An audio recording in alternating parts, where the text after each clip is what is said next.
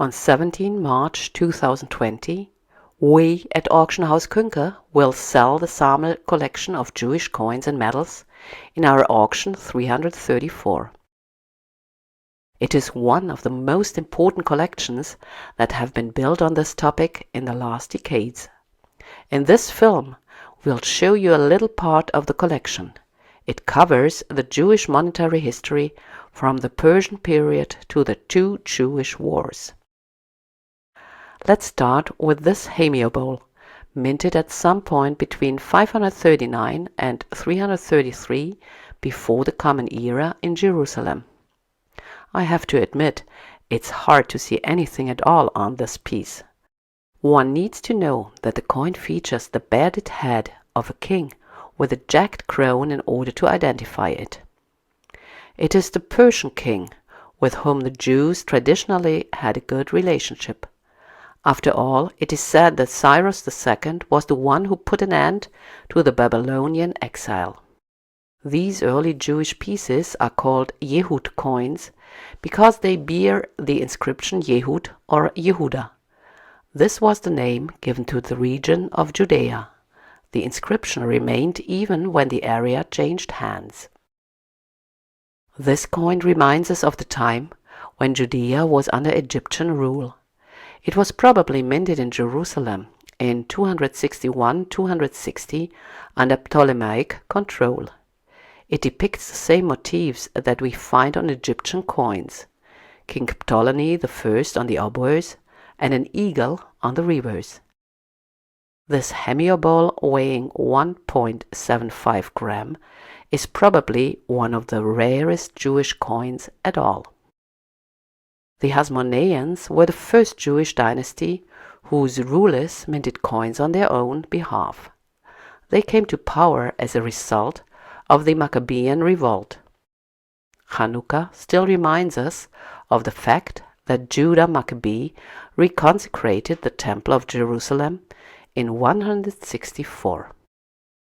His successors produced an abundance of bronze coins. The Samel Collection entails all types of depictions that dominated these issues: the cornucopia and the pomegranate, the lily, the wreath with an inscription referring to the high priest and the Jews' council, the star and the anchor, and of course the palm front.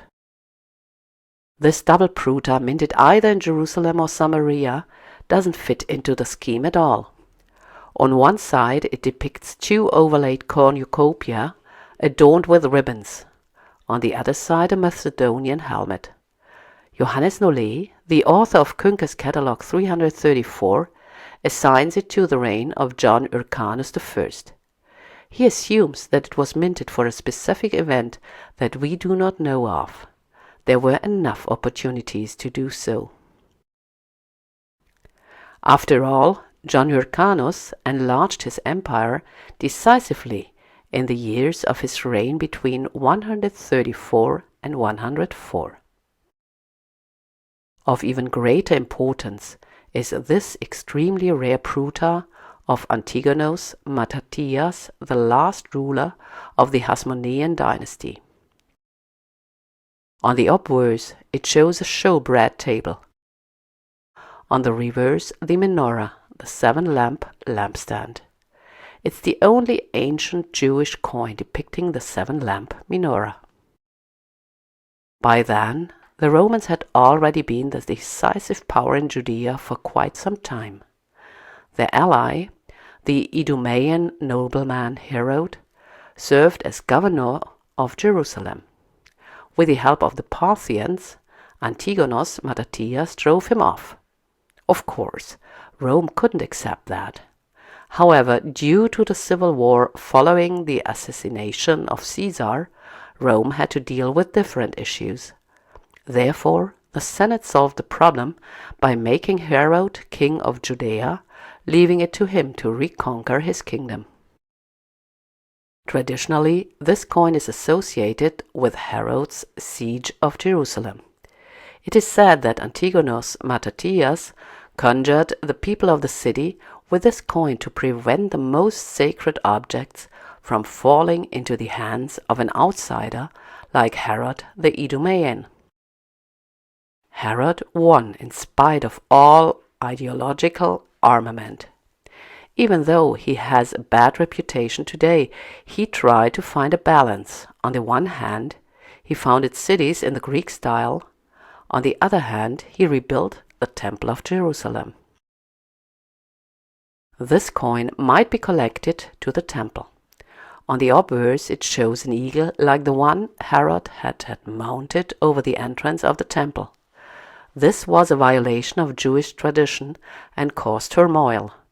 Young rebels destroyed the eagle and were executed because of that. After the death of Herod, Augustus made use of the power vacuum to break Judea into small insignificant territories under the rule of Herod's sons. Herod Archelaus was given Samaria, Judea and Idumea. Here we see one of his coins. On the obverse it features a grape with the inscription "Coin of Herod." The legend on the reverse with the Macedonian helmet is much more interesting. It calls Herod an ethnarch, a tribal chief. Augustus downgraded him from a king to a tribal chief. His brother, Herod Antipas, was the ruler of Galilee with the cities of Nazareth and Tiberias. Herod Philip got the northeastern part of his father's empire. The Bible associates him with the beautiful Salome, the Salome who demanded and received the head of John the Baptist. The three brothers were brought up in Rome. That becomes particularly evident in the coinage of Philip, which challenges Jewish tradition. This coin shows us his portrait. Philip was the first Jewish ruler having coins minted featuring himself. The reverse of this coin refers to the imperial cult of Rome. It features the Roman and Augustus temple that Philip had constructed in Caesarea. But back to the heartland, to Judea. Herod Archelaus became so unpopular that Augustus had him removed from office in year 6 of the Common Era. His territory became part of Roman Syria and was from then on administered by a prefect as a sub-province. The most popular of them is probably Pontius Pilate, under whose administration this coin was struck. His name cannot be found on it. We can only tell by its dating to the 17th year of Tiberius' reign that Pontius Pilate was responsible for it. The obverse shows the litus, a crooked wand used by Roman augurs to predict the future. Was the depiction of this religious symbol due to Pontius Pilate's ignorance of Jewish customs? Or was it a planned provocation? What we know for sure is that he didn't show any consideration for the religious feelings of Jews in other contexts. Therefore, it came to unrest. The emperor reacted by removing him from office in 36. Judea was administered by prefects until the First Jewish War, with one brief exception. Herod Agrippa, grandson of Herod the Great, ruled from 37 to 44 over a territory that was almost as large as that of his grandfather. He owed this to his excellent connections. He had grown up in Rome with Caligula and had supported him and his uncle Claudius. Therefore, his coins are imbued by Roman ideas. This coin, which was minted between 42 and 44, commemorates the fact that Agrippa congratulated Claudius with golden wreaths for his victory over the Britons. The obverse shows the emperor crowned with a wreath by Agrippa and his brother Herod. The reverse depicts clasped hands as a symbol of the eternal alliance between Rome and Judea. But the sympathy between both regions did not live for long. 2 Jewish wars took place. The first one from 66 to 70. Then under the rule of Bar Kokhba from 132 to 136. The Samel Collection does not only contain the Jewish coins minted during these two wars, it also focuses on Roman coins, on a subject of subjugating Judea. All the humble images used by the Flavians to decorate their coins are especially impressive. That was politics.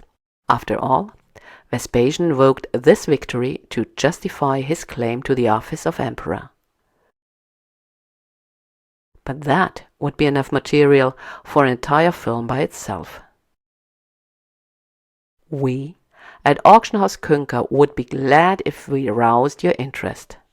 It would be wonderful to welcome you on 17 March 2020 to our auction sale of the Samel Collection in Osnabrück. If you have further questions, please do not hesitate to contact us.